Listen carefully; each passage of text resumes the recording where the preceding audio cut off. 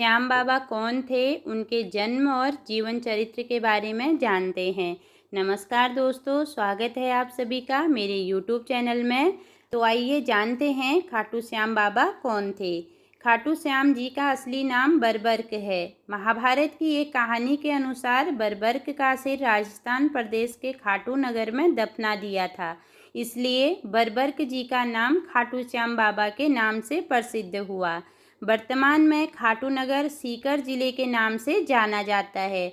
खाटू श्याम बाबा जी कलयुग में श्री कृष्ण भगवान के अवतार के रूप में माने जाते हैं।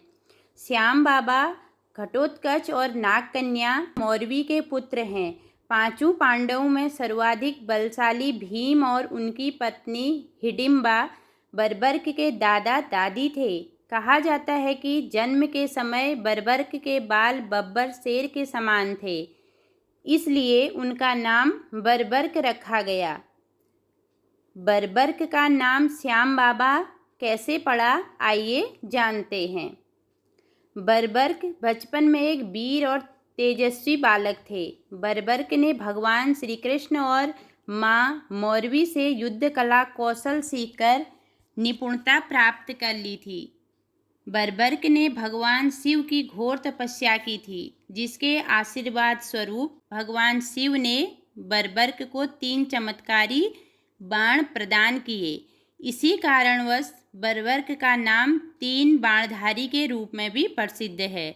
भगवान अग्निदेव ने बरबर्क को एक दिव्य धनुष दिया था, जिससे वो तीनों लोकों पर विजय प्राप्त करने में समर्थ थे।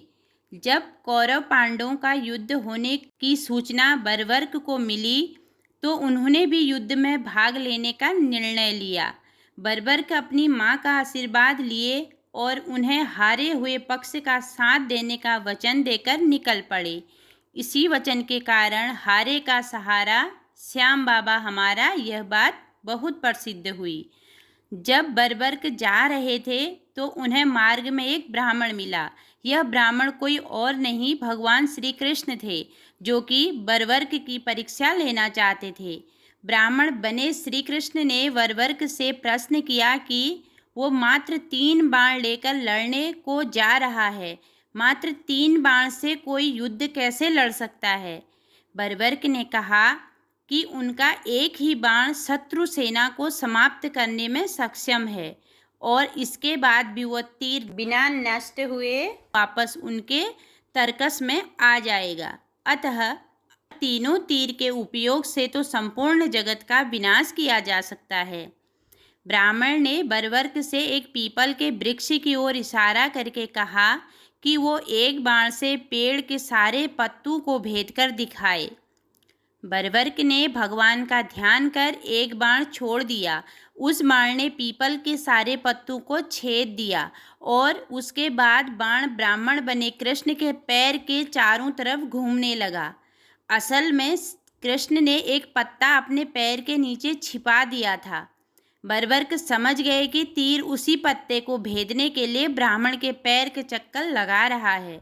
बरबर्क बोले, हे ब्राह्मण, अपना पैर हटा लो, नहीं तो ये आपके पैर को वेद देगा। श्री कृष्ण बरबर्क के पराक्रम से प्रसन्न हुए। उन्होंने पूछा कि बरबर्क किस पक्ष की तरफ से युद्ध करेंगे।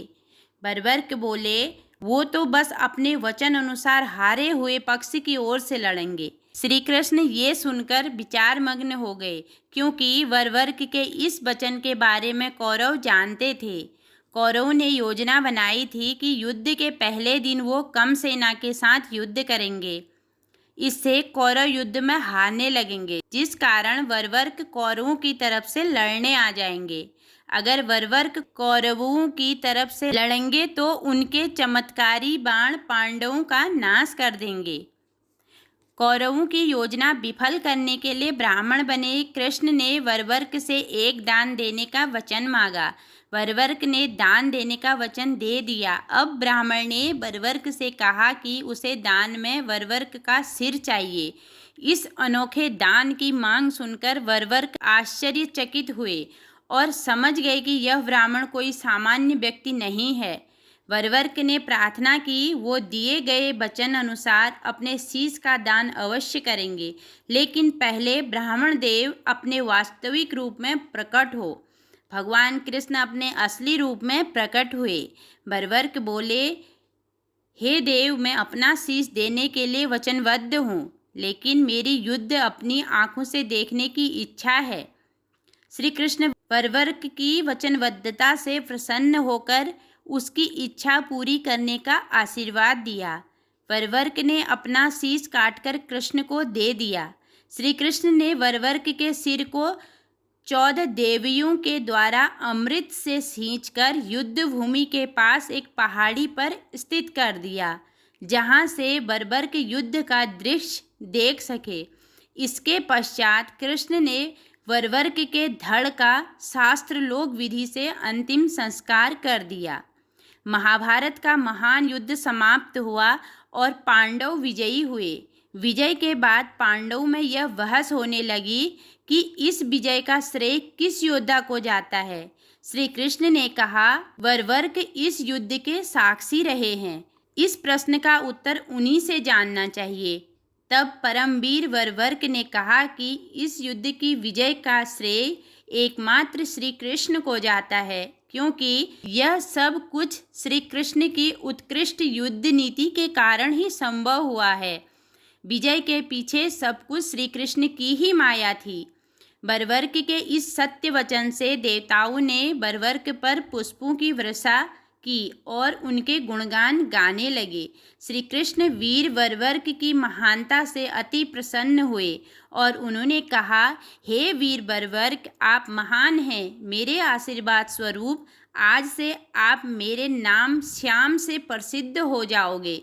कलयुग में आप कृष्ण अवतार रूप में पूजे जाएंगे और अपने भक्तों के मनोरथ पूर्ण करेंगे। भगवान श्री कृष्ण का वचन सिद्ध हुआ और आज हम देखते भी हैं कि भगवान श्री खाटू श्याम बाबा जी अपने भक्तों पर निरंतर अपनी कृपा बनाए रखते हैं।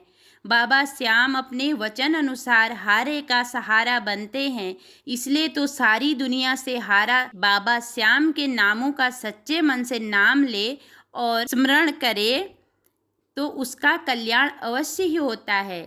श्री खाटू श्याम बाबा की महिमा अपरंपार है। सश्रद्धा विनती है कि बाबा श्याम इसी प्रकार अपने भक्तों पर अपनी कृपा बनाए रखें। अगर वीडियो में मेरे से कोई भी त्रुटि हुई हो तो मैं क्षमा चाहती हूँ। जय श्री खाटू श्याम बाबा।